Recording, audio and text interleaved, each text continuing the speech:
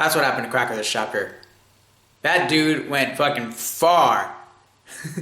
All the way back to the city. And the whole town is freaking out because Cracker got his ass beat.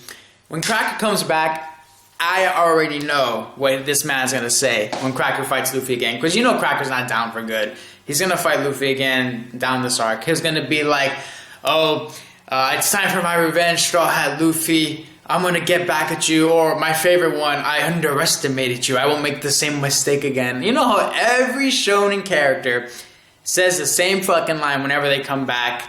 I underestimated you. I hate that. But if Oda can use some different lines, I'll be a little happier if Cracker doesn't say that same bullshit that we hear over and over again. Because I'm kind of already expecting him to say, oh, I underestimated you. Now, Cracker, I don't think he should be able to say that when he does fight Luffy. Because he fought both Nami and Luffy and the homies. And the reason why Nami was able to help out was because she had that fucking Vivi card. What is up with that thing, man? That Vivi card is like OP of all Vivi cards. I don't think I've ever known a Vivi card to be that powerful where it can control your enemies from attacking you just because it has some kind of power from Big Mom. And apparently, not even her children are allowed to have it because the homies are useless against whoever holds one. Which, to me, it's like, if Lola was able to give one to Nami, what kind of fallout did Lola have with Big Mom for her to take a Vivi card, go out to sea, run away from Big Mom, find her own life, and then give up that Vivi card to Nami? Here's the thing. If that Vivi card, if Lola knew that kind of power, why would she give it to Nami in the first place? Did she have that much faith in the Straw Hats to get that far in the Red Line? Back then in pre-time skip in the Thriller Bark arc, she must have had some big confidence in the Straw Hats since they were able to defeat Gecko Moria. I guess that makes sense. You know, she's like, these guys defeated a Shibukai, they saved me, and if they continue down their path, there's probably a good chance they're going to run into Big Mom. So she gave her the Vivi card as, like, let's say a favor, as some sort of advantage. And I hope we get some flashback with Lola. Whoever can tell us a flashback of Lola, what happened with the family, the Charlotte family.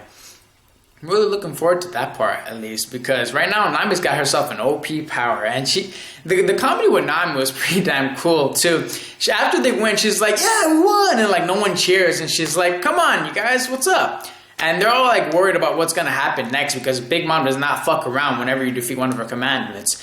So apparently, when one of her commandments were being last time, Commander Snack, Cracker went out into the sea and completely destroyed the enemy. And I'm taking it was probably Mad Monk's crew and his ship. He must have escaped when Cracker was chasing him off of Whole Cake Island. And we find out more about Big Mom's OP powers. Fuck. I thought she was OP before.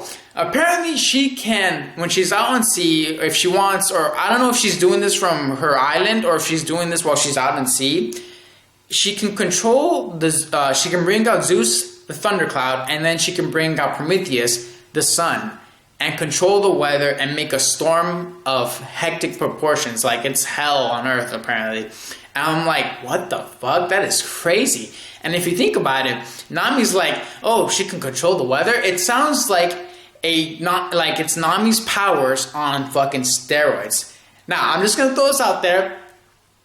Remember, Nami technically was found out in the ocean by her adoptive mom. We don't know who Nami's real parents are, but I'm just throwing that out there. I'm not saying she's like a daughter of the Charlotte family, but that'd be fucking crazy. That'd be a twist. That's like, I'm barely expecting that. I'm just throwing that out there.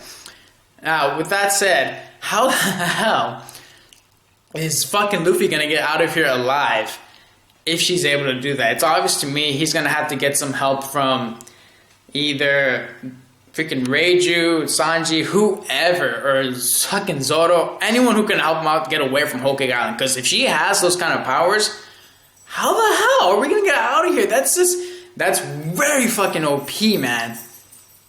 Anyway, Big Mom, she just shows why she's a Yonko, and she shows more reason why Luffy is not ready to face Big Mom. Now, for the rest of this chapter, after we find out more about Big Mom's powers, Luffy wants the homies, or the big-ass tree, to take him over to Sanji. And we get this moment. And Sanji pulls a Robin. He pulls a Nico Robin like no other. It's like so obvious. I'm getting Enies Lobby's Water 7 type vibes here. He basically tells Luffy, he has his own flashback in his mind of him eating with his friends and all that good stuff. He has a flashback about Zeph because, as we know, his family has like Zeph on him. He's got his straw hats. His hands have cuffs on them. Like if he tries to run off, they'll blow off his hands. And he is like, he's in a bind, and he can't go with the straw, and he can't go with the pirates right now. He can't go with his Nakama right now.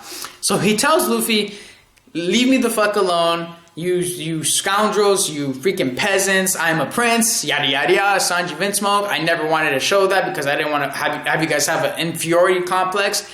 And Luffy's not buying it. Like, he like kind of gets pissed off, but Nami looks like she's about to cry. And I'm just thinking like, yo, he is totally pulling a Robin here. Seriously, like, he's gonna, at the end of this arc, he's gonna be like, I want to live! But I'm just like, this looks exactly like the fucking Water 7 arc, man. It's pretty obvious. Luffy, you should already notice that Sanji is pretty much crying out for help. And if I were Luffy, I'd be laughing my ass off. I was hoping for the chapter, for them to kind of break the fourth wall a little, or for Luffy to be like, or Luffy or Nami, I wanted someone to say, yo, he just pulled a Robin. And then Sanji would be like, what? You're totally pulling a Robin.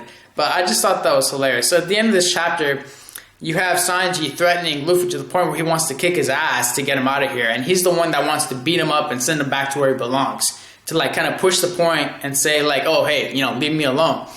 And so apparently next chapter, we're going to get Luffy versus Sanji. But I'm pretty sure Luffy's going to hold back. Sanji's going to be the more aggressive part. And that's pretty much how the chapter ends. With the comedy with Sanji's family, bad. They're like a bunch of pervs. They see Nami and they're like, their eyes are bugging out. This chapter was pretty damn good. It was a good chapter. We got some fucking Sanji, Nico Robin vibes, all that stuff. But for the rest of it, that's it for me, guys. Hope you guys liked the review. Fantart out with a 4 out of 5 One Piece chapter. Later.